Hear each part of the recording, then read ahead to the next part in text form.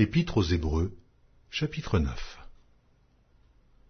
La première alliance avait aussi des ordonnances relatives au culte et le sanctuaire terrestre. Un tabernacle fut en effet construit. Dans la partie antérieure, appelée le lieu saint, étaient le chandelier, la table et les pains de proposition. Derrière le second voile se trouvait la partie du tabernacle appelée le Saint des Saints, renfermant l'autel d'or pour les parfums et l'arche de l'Alliance entièrement recouverte d'or. Il y avait dans l'arche un vase d'or contenant la manne, la verge d'Aaron qui avait fleuri, et les tables de l'Alliance. Au-dessus de l'arche étaient les chérubins de la gloire, couvrant de leur ombre le propitiatoire. Ce n'est pas le moment de parler en détail là-dessus. Or, ces choses étant ainsi disposées, les sacrificateurs qui font le service entrent en tout temps dans la première partie du tabernacle, et dans la seconde, le souverain sacrificateur seul entre une fois par an, non sans y porter du sang qu'il offre pour lui-même et pour les péchés du peuple. Le Saint-Esprit montrait par là que le chemin du lieu très saint n'était pas encore ouvert, tant que le premier tabernacle subsistait. C'est une figure pour le temps actuel, où l'on présente des offrandes et des sacrifices, qui ne peuvent rendre parfait, sous le rapport de la conscience, celui qui rend ce culte, et qui, avec les aliments, les boissons, et les diverses ablutions étaient des ordonnances charnelles, imposées seulement jusqu'à une époque de réformation. Mais Christ est venu comme souverain sacrificateur des biens à venir. Il a traversé le tabernacle plus grand et plus parfait, qui n'est pas construit de main d'homme, c'est-à-dire qui n'est pas de cette création. Et il est entré une fois pour toutes dans le lieu très saint, non avec le sang des boucs et des veaux, mais avec son propre sang, ayant obtenu une rédemption éternelle.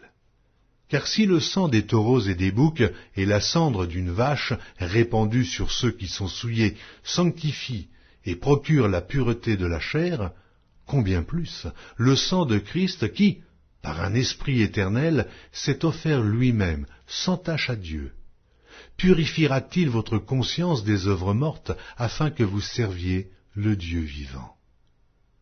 Et c'est pour cela qu'il est le médiateur d'une nouvelle alliance, afin que, la mort étant intervenue pour le rachat des transgressions commises sous la première alliance, ceux qui ont été appelés reçoivent l'héritage éternel qui leur a été promis.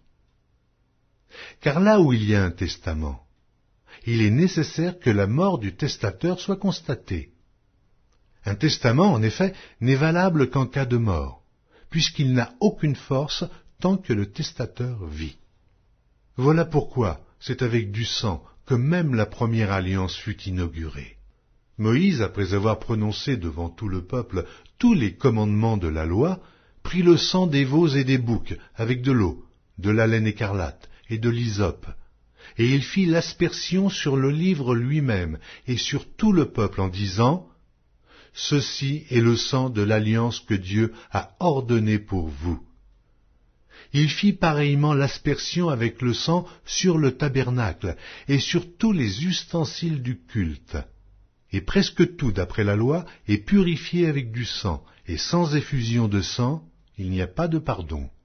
Il était donc nécessaire, puisque les images des choses qui sont dans les cieux devaient être purifiées de cette manière, que les choses célestes elles-mêmes le fussent par des sacrifices plus excellents que ceux-là. Car Christ n'est pas entré dans un sanctuaire fait de main d'homme, en imitation du véritable, mais il est entré dans le ciel même afin de comparaître maintenant pour nous devant la face de Dieu. Et ce n'est pas pour s'offrir lui-même plusieurs fois qu'il y est entré, comme le souverain sacrificateur entre chaque année dans le sanctuaire avec du sang étranger. Autrement, il aurait fallu qu'il eût souffert plusieurs fois depuis la création du monde. Tandis que maintenant, à la fin des siècles, il apparut une seule fois pour abolir le péché par son sacrifice. Et comme il est réservé aux hommes de mourir une seule fois, après quoi vient le jugement, De même Christ, qui s'est offert une seule fois pour porter les péchés de plusieurs, apparaîtra sans péché une seconde fois à ceux qui l'attendent pour le salut.